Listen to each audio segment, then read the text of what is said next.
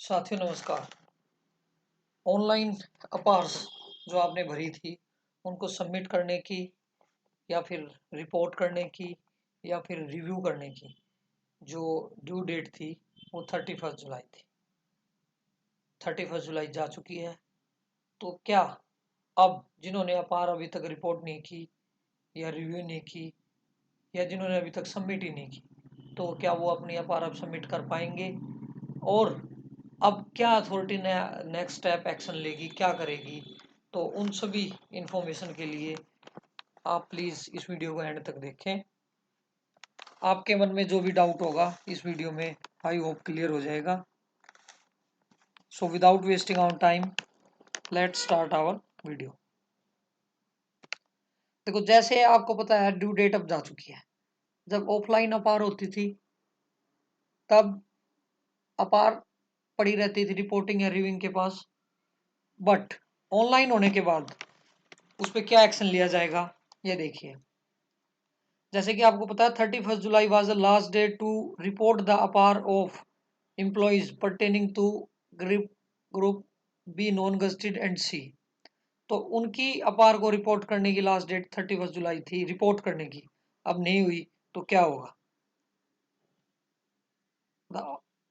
Reporting officer के जो rights हैं वो अब फॉरफिट हो चुके हैं। ठीक है ना? टू एंटर एनी रिमार्क्स इन अपार एंड अपार shall be force forwarded on sparrow by the concern primary custodian.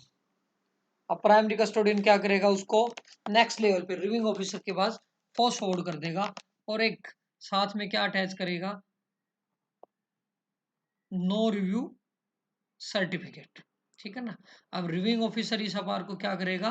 Report करेगा और नो रिव्यू सर्टिफिकेट इसमें अटैच हो जाएगा। साथ ही में जो रिव्यूइंग ऑफिसर है वो ORU की इंटीग्रिटी के बारे में भी बताएगा। ठीक है, इट मीन्स एक चीज तो अच्छी है। पहले जब अपार रिपोर्टिंग ऑफिसर के पास पड़ी रहती थी लंबे टाइम तक तो गुम हो जाती थी, अब वो नहीं होगी। अब फर्स्ट फॉरवर्ड हो जाएगी आपकी रिव्यूइंग के पास।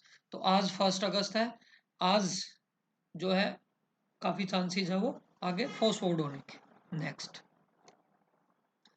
31 जुलाई was also due date for reviewing the apars of group A and B gazetted officers. Gazetted officers की जो अपार्स थी उनको रिव्यू करने की लास्ट डेट भी थी रिव्यूइंग ऑफिसर्स के द्वारा 31 जुलाई, जो कि जा चुकी है। अब उनमें क्या होगा? अब फिर से वही जो रिव्यूइंग ऑफिसर हैं उनके जो राइट्स हैं वो फॉरफिट हो चुके हैं और APAAR cell be force forwarded by primary custodian to the next stage. अब ये नेक्स्ट स्टेज पर फोर्स फॉरवर्ड कर दी जाएगी और साथ में एक नो रिव्यू सर्टिफिकेट भी इसके साथ अटैच कर दिया जाएगा आपके डोजियर में। तो कल 31 लास्ट डेट थी। आज ये अपार जो भी है जो रिपोर्टिंग रिव्यूइंग के पास पेंडिंग है, रिपोर्टिंग किसकी? ग्रुप बी और सी नॉन गस्टेड वाली, और रिव्यूइंग वाली कौन सी? ग्रुप ए और बी गस्टेड वाली। जो ये अपार्स हैं आज फोर्स फॉरवर्ड हो जाएंगी। तो अब आप क्या कर सकते हैं? तो मैं आप सभी को एक चीज बता देता हूं। अब आज जैसे फाइल पुटअप होगी कंसर्न अथॉरिटी से परमिशन लेने की, तो जितना जल्दी हो सके आप लोगों से मेरी रिक्वेस्ट है, जितना जल्दी हो सके अगर आपने अभी तक अपार इनिशिएट ही नहीं किया तो इनिशिएट कर दें। रिपोर्ट नहीं की है एज ए रिपोर्टिंग ऑफिसर तो रिपोर्ट कर दें, और रिव्यू नहीं किया तो एज ए रिव्यूइंग ऑफिसर उसको रिव्यू कर दें। ठीक है ना? आज फ्राइडे है, मोस्ट प्रोबेबली आज शाम तक अप्रूवल आ जाएगी, तो कल या फिर मंडे तक जो भी अपार्स हैं वो फोर्स फॉरवर्ड कर दी जाएंगी and you will be counted as a treated as a defaulting officer. Second, अगर आप एक रिपोर्टिंग ऑफिसर और इस वीडियो को देख रहे हैं और आपके सबऑर्डिनेट्स ने जिसने आपके नीचे काम किया था उसने अभी तक अपार ही नहीं भरी, इनिशिएट ही नहीं की, इंटेंशनली और अनइंटेंशनली जो भी है, उसको बोलो वो अपनी अपार भरे। अगर वो नहीं भर रहा है please inform to your primary custodian. जो भी आपके रीजन में प्राइमरी कस्टोडियन है उसको इन्फॉर्म करे। उसकी अपार को कौन इनिशिएट करेगा? फिर प्राइमरी कस्टोडियन। देखो, ग्रुप ए और बी गस्टेड में कोई इशू नहीं है, उन सभी की अपार इनिशिएट हो चुकी है, जिसने नहीं भी की थी उसकी भी इनिशिएट हो चुकी है। लेकिन बी नॉन गजटेड और सी कैडर अब की बार पहली बार ऑनलाइन अपार भर रहे हैं, तो कुछ ने ऑफलाइन भर दी, कुछ डेपुटेशन पे हैं, कुछ जो है अपना रीजन छोड़ के जा चुके हैं। तो पता लगना काफ़ी मुश्किल है कि जेनवनली किसने मतलब अपार जेनवन कैंडिडेट कौन है जिसने अब अपार अभी तक इनिशिएट नहीं की है। तो प्राइमरी कस्टोडियन, हाँ प्राइमरी सॉरी रिपोर्टिंग ऑफिसर बता सकता है कि मेरे सबऑर्डिनेट्स 3 या 4 जो भी थे उनमें से 3 की आगे एक की नहीं आई है। तो please inform to your primary custodian, ठीक है ना।